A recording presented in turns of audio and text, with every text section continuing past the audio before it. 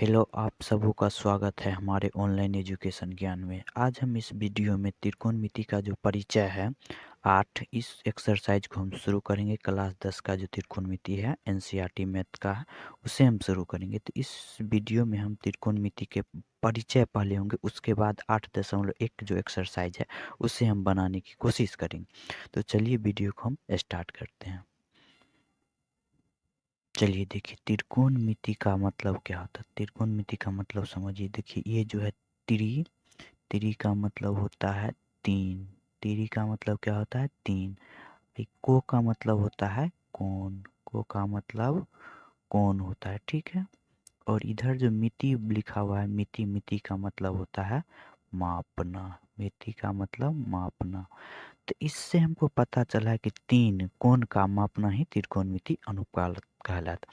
मतलब क्या समझे? तीन कोण का मापना ही त्रिकोणमिति। तो त्रिकोणमिति का अर्थ ये हुआ जो त्रिभुज का माप। त्रिकोणमिति का अर्थ हुआ त्रिभुज का मापना। देखिए त्रिकोणमिति का जो है सबसे पहले पृथ्वी से सूर्य, तारे, ग्रह की दूरी ज्ञात करने के लिए करते थे, ठीक है। त्रिकोणमिति का ज्ञान सर्वप्रथम जो है मिस्र एवं बेबीलोन वासियों का था। मिस्र एवं बेबीलोन वासियों को था। त्रिकोणमिति का मतलब आप समझ गए। त्रि का मतलब होता है तीन, और को का मतलब होता है कोण, और मिति का मतलब होता है मापना। यानी तीन कोण का मापना ही त्रिकोणमिति अनुपात कहलाता है। तीन कोण को मापना ही त्रिकोणमिति अनुपात कहलाता है। तो चलिए हम आगे देखते हैं। त्रिभुज लिए हैं, तो दो त्रिभुज लिए, आप दो देख रहे हैं दोनों त्रिभुज सेम है, ठीक है।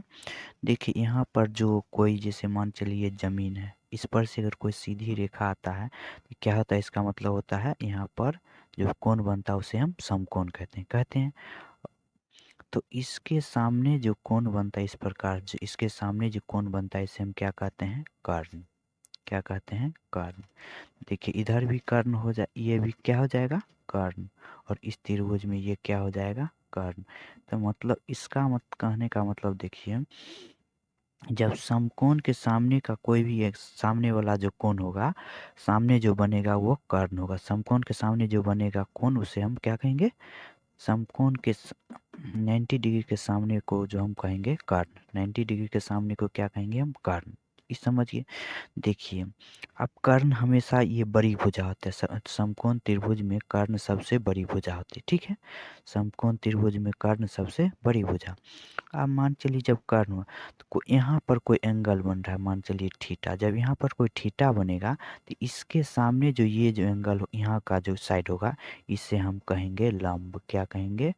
लंब, ठीक है। लंब जब ये हो गया तो ये नीचे वाला क्या हो जाएगा? आधार। त्रिभुज में तीन साइड होता है जिसमें लंब, आधार और कर्ण होता है। तो कर्ण तो हमेशा फिक्स होता है क्योंकि बड़ी भुजा है, हमेशा फिक्स।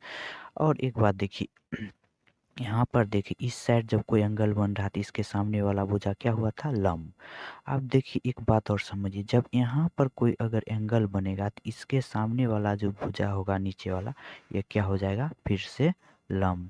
यानी जिस जिस कोण के सामने वाला भुजा लंब होता और जो बाकी जो बचता इस साइड वाला, ये हो जाएगा आपका आधार, ठीक है। आधार हम आ लिख दिए हैं, तो समझ जाना आधार है, ठीक है। तो आप समझ गए कि जब जब भी अगर यहाँ से इधर के सामने यहाँ पर अगर थीटा कोण बन रहा है तो इसके सामने वाला भुजा ये क्या हो जाएगा? लंब।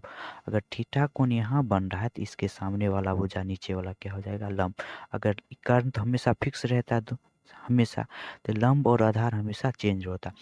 अगर यहाँ पर कोई कोण थीटा बन रहा है तो इसके सामने वाला नीचे वाला लंब हो जाएगा, तो बाकी जो ये इस साइड वाला बचे वो आधार हो जाएगा।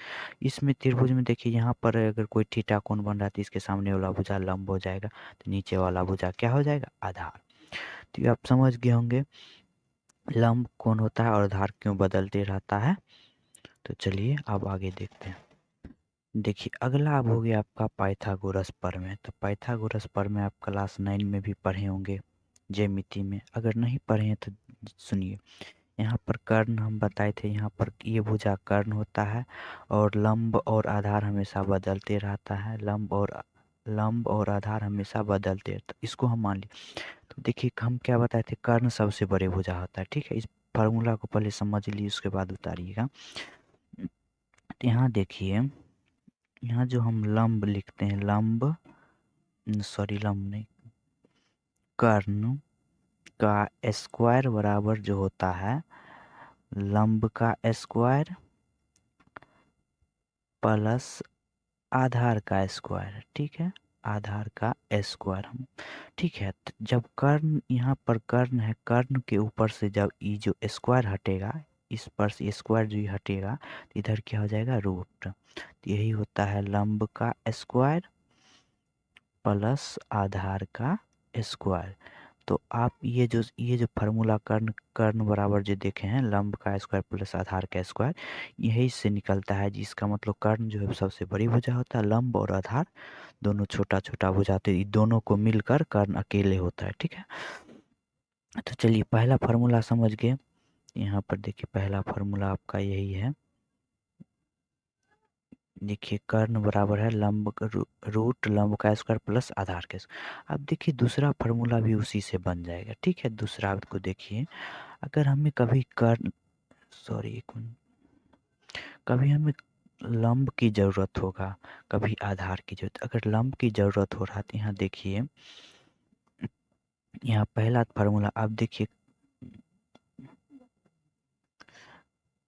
कर्ण का स्क्वायर अगर इधर है, कर्ण का स्क्वायर अगर हमको लंब चाहिए तो इधर से क्या आधार को इस साइड हम ले आएंगे, तो आधार हम इस साइड आधार हम ले लेंगे, तो इधर क्या बचेगा, लंब का स्क्वायर, लंब का स्क्वायर, ठीक है।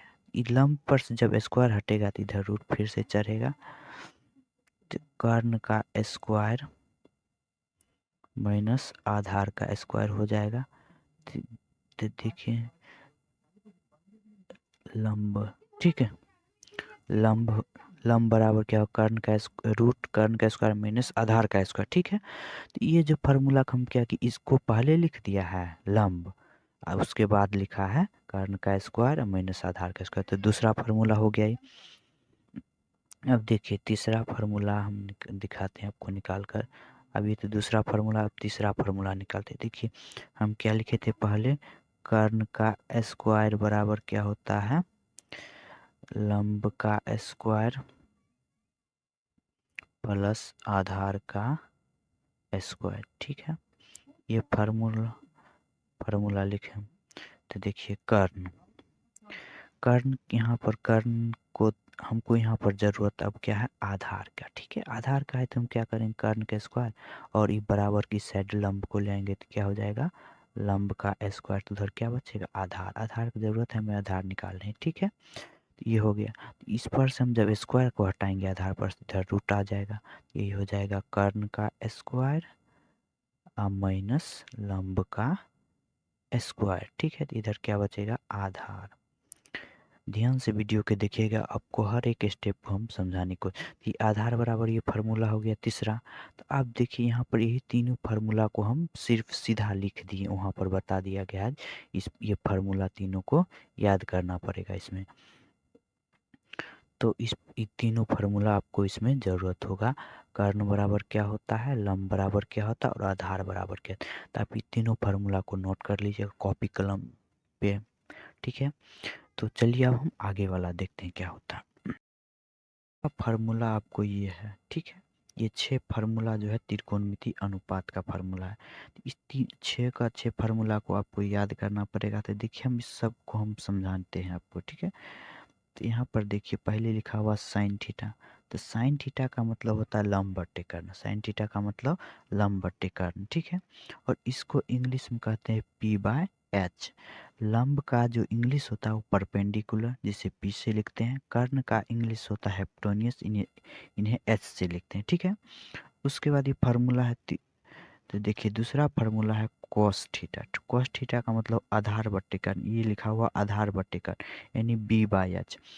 तो आधार का इंग्लिश में बेस कहते हैं, जिसके इसके लिए हम बी लिखते हैं, और कर्ण को हेप्टोनियस के लिए एच लिखते हैं, ठीक है। उसके बाद आता है टेन थीटा। टेन थीटा होता है लंब बट्टे आधार, लंब बट्टे आधार। आपको ये 3 फार्मूला को याद करना है, इस 3 फार्मूला को ही याद करना है। इस 3 फार्मूला को याद करिएगा, इस इधर वाला जो ये तीनों है, ये 3 को 3 आपको याद हो जाएगा। देखिए यहाँ पर देखिए ये पहला जो फार्मूला था लंब बट्टे कर्ण, और यहाँ का इस साइड का 4 नंबर देखिए, तो इसको क्या कर लंब बट्टे कर्ण था, यहाँ कर्ण बट्टे लंब होगी, यहाँ लंब बट्टे कर्ण और यहाँ कर्ण बट्टे, इसका उल्टा होता है, ठीक है। तो साइन कोसेक के विपरीत है, साइन कोसेक के उल्टा है, ठीक है। और कॉस जो है वो सेक के उल्टा है। यहाँ पर आधार बट्टे कर्ण और सेक में आधार बट्टे अति कर्ण बट्टे आधार, यहाँ कर्ण बट्टे आधार बट्टे कर्ण, यहाँ कर्ण बट्टे आधार, ये उसका विपरीत है यानी अपोजिट है।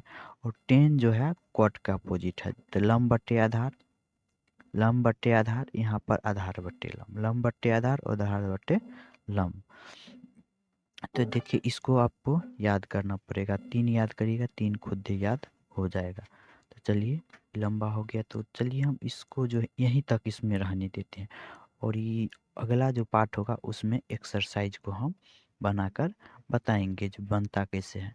तो ये आप 3 और 3 6 फार्मूला, तो मतलब 3 फार्मूला को याद करिएगा, ये 3 फार्मूला खुद ही याद रखिएगा कि इसका उल्टा कौन है। जैसे साइन है तो साइन का उल्टा कोसेक है, कॉस है तो कॉस का उल्टा सेक है, टेन है तो टेन का उल्टा कॉट है। ये 3 याद करिएगा, 3 याद रहेगा।